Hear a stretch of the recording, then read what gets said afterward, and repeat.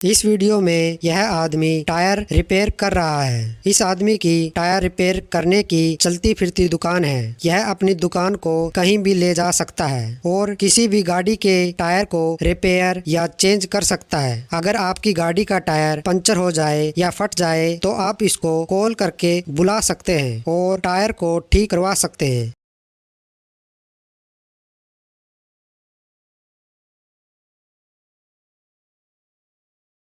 आपको यह काम कैसा लगा? अगर आपको यह काम अच्छा लगा तो इस वीडियो को एक लाइक कर दें।